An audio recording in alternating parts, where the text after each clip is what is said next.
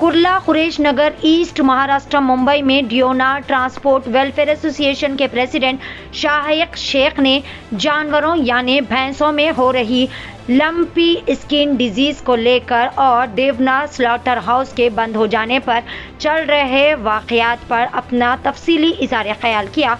वाज़ेह रहे नाज़रीन के राजस्थान के जयपुर में लंपी स्किन डिजीज से काफ़ी सारे जानवर यानी गाय भैंस अब तक मर चुकी है और रेगिस्तानों में जगह जगह गायों के मुर्दा हालत में पाए जाने के कई सारे तस्वीर सोशल मीडिया प्लेटफॉर्म पर नज़र आ रहे हैं।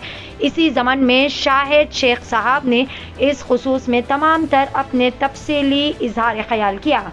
आइए जानते हैं इस खुसूस में मज़ीद तफसीलात। पेश है महाराष्ट्र मुंबई से रिपोर्टर वलीउल्लाह खान की एशियन टीवी न्यूज़ के लिए यह खुसूसी रिपोर्ट। अस्सलाम वालेकुम दोस्तों, मैं वलीउल्लाह खान, आप देख रहे हैं एशियन टीवी न्यूज़। दोस्तों, आज हम आए हुए मुंबई के कुर्ला ईस्ट कुरैश नगर। यहाँ पर हम आए हुए हैं, जैसे कि आप सभी लोग जानते हैं कि देवनार जो महाराष्ट्र राज्य का सबसे बड़ा बीफ का मंडी है देवनार, वो बंद है। फिर भी यहाँ बीफ आ रहा है, तो किस तरीके से आ रहा है, कैसे आ रहा है, आइए हम आपकी मुलाकात करवाते हैं श्री शाहिद शेख साहब से। इस बारे में वो पूरी जानकारी देंगे। स्वागत है सर एशियन टीवी न्यूज़ में आपका। आपका भी स्वागत है। मेरा नाम शाहिद शेख है, मैं देवनार ट्रांसपोर्ट वेलफेयर एसोसिएशन का प्रेसिडेंट हूँ। दरअसल दिक्कतें जो है वो देवनार स्लॉटर हाउस के अंदर जो आई है अभी इस समय मैं समझता हूँ कि 17 राज्यों में लंपी स्किन डिसीज़ के चलते जानवरों पे जो मतलब जो रोग का ये दिक्कत आई है, रोग लगे हुए जानवरों को लंपी स्किन डिसीज़ जिसे कहते हैं, उसके चलते अभी ये देखिए 8 सितंबर 2022 के दिन एक शासन ने एक निर्णय लिया, अधिसूचना जारी की, जिसके चलते जानवरों के जो भी बाज़ार थे महाराष्ट्र में, वो जानवरों के बाज़ार को बंद कर दिया गया। अब जानवरों के बाज़ार को बंद कर दिया गया, ठीक है, लेकिन उसके बाद जो है हम जो ट्रांसपोर्टर्स हैं, हम ट्रांसपोर्टरों को जो है देवनार में महाव्यवस्थापक पठान साहब और सहायक महाव्यवस्थापक माने साहब ने अचानक ही 8 तारीख का परिवहन करने के लिए रोक दिया।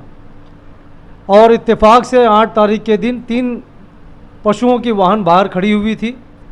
उन्होंने इसका इनकार किया कि आप गाड़ी वापस लेकर चले जाएं। अब गाड़ी वापस लेकर हम कहाँ जाएं साहब, क्योंकि गाड़ियाँ महाराष्ट्र में किसी भी ज़िले से भरी जाए तो जानवर पशुओं का परिवहन करने के लिए एक ट्रांसपोर्टर जो है पशु वैद्य के प्रमाण पत्र लेता है और उस प्रमाण पत्र को के चलते वो पशुओं का परिवहन करता है। अब उसकी एक समय सीमा होती है, जब वो वहाँ से निकलते हैं तो देवनार पशु वध गृह में वो जानवर उसके आधार पर खाली होते हैं, ताकि रास्तों में भी किसी तरह की तकलीफ़ का सामना ना करना पड़े। और देवनार पशु वध गृह में प्रति वाहन को के भीतर में एक वाहन वो ला सकते हैं। उसकी ऐसी एक अनुमति, एक परवानगी दी जाती है जिसे कहते हैं शुंगी जानवर आणण्यासाठी वाहतुकीचा परवाना। वो गाड़ी नंबर के साथ में दिया जाता है, इससे ये पता चले कि भाई ये गाड़ी जो है कायदे अनुसार देवनार पशु वध गृह में जा रही है। अब अचानक 8 तारीख को जैसे कि हमारे जो महाव्यवस्थापक है इन्होंने बंद कर दिया गाड़ी देवनार, और गाड़ियों को अंदर आने से मना कर दिया। गाड़ी वापस चले गई। किन तकलीफ़ों से हमने गाड़ियाँ वापस की हम ही जानते हैं। अब ये बंद तो हो गया, ठीक है, दिक्कतें हैं, मगर अब हमारी सरकार से ये मांग है कि कैसा कोई दिक्कत अभी यहाँ तक तो सुनने में नहीं आई है, क्योंकि ये जो लक्षण हैं और ये जो बीमारियाँ हैं लंपी स्किन डिसीज़ के चलते, ये बैल गाय और उनके बछड़ों में है, ना कि भैंसों में। बहुत कम मिल रहा है भैंसों में। और के बीच में एक डिपार्टमेंट है जो कि एनिमल हस्बेंड्री का है, और वहाँ पर assistant commissioner of animal husbandry doctor जिशकर साहब के नेतृत्व में 14 डॉक्टर या 16 डॉक्टर जो भी है कार्यरत हैं। वो जानवरों की पुष्टि करते हैं कि ये जानवर जो हैं वो काटे जाने योग्य है या नहीं। अगर वो काटे जाने योग्य है तो वो उसकी पुष्टि करके बाद में उसे सर्टिफिकेट देते हैं, उसे अनुमति देते हैं देवनार पशु वध गृह में जाने की। इसी तरह से अब यहाँ पर जो मामला आया है कि जिनके पास में पशुओं का परिवहन करने का परवानगी तो है ही उनके पास में, लेकिन पशुओं के परिवहन करने के लिए अगर किसी पशु वैद्य के अधिकारी ने उन्हें तो वो पशुओं का परिवहन कर सकते हैं एक डिस्ट्रिक्ट से दूसरी डिस्ट्रिक्ट में। ये कब हुआ? जब बंदी हुई तब। अब अनुमति हमें नहीं दी जा रही है क्योंकि एनिमल हस्बेंड्री डिपार्टमेंट ने हाथ उठा लिया है वो कहीं पर भी किसी भी बाज़ार में सर्टिफिकेट देने के तैयार नहीं है, और हम लेके करेंगे भी क्या, क्योंकि देवनार पशु वध गृह तो बंद पड़ा हुआ है। मगर समस्या इस बात की है कि आज के तारीख में जो कंपनियां हैं, जैसे औरंगाबाद है, मालेगांव है और बहुत सी ऐसी कंपनियां हैं, तो वो कंपनियां चालू है। अगर कंपनियां चालू हैं तो कंपनियों को भी सर्टिफिकेट लग रही है, ट्रांसपोर्टेशन के लिए सर्टिफिकेट जिनके पास होगा कंपनियां उनका माल लेगी। तो कंपनियां चालू है, अगर कंपनियां चालू रह सकती है तो देवनार पशु वध गृह बंद क्यों है?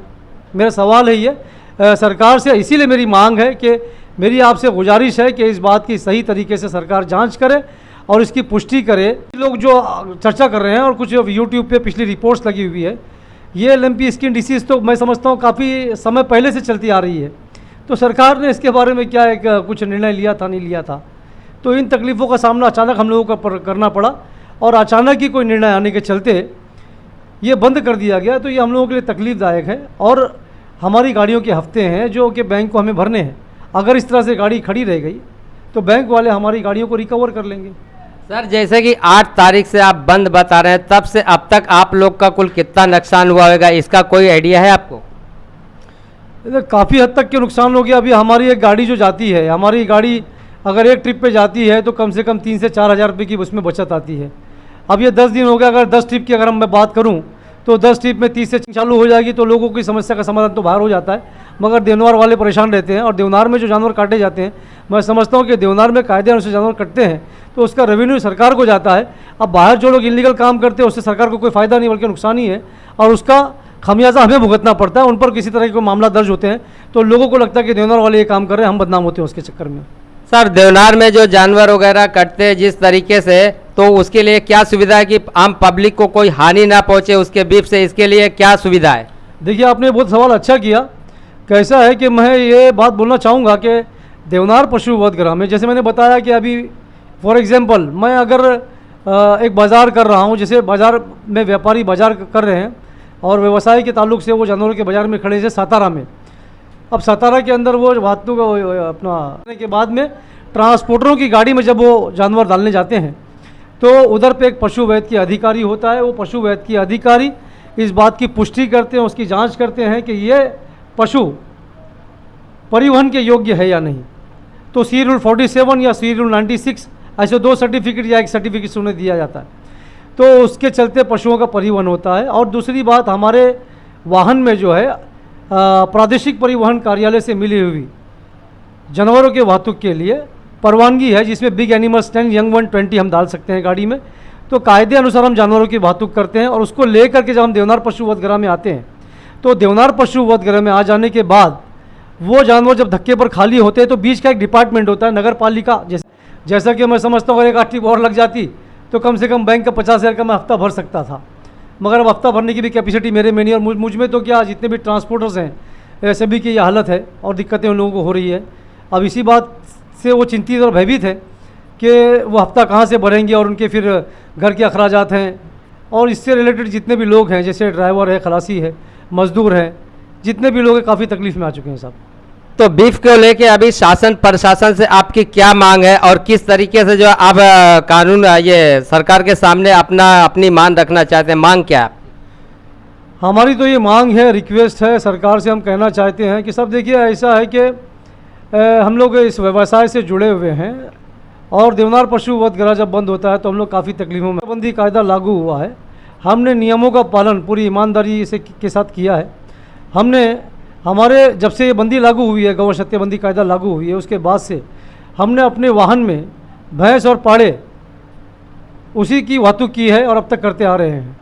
सर, लेकिन बहुत सी जगह पे ऐसा है, आज भी सुनने में आ रहा है कि बीफ अभी भी बिक रहे हैं।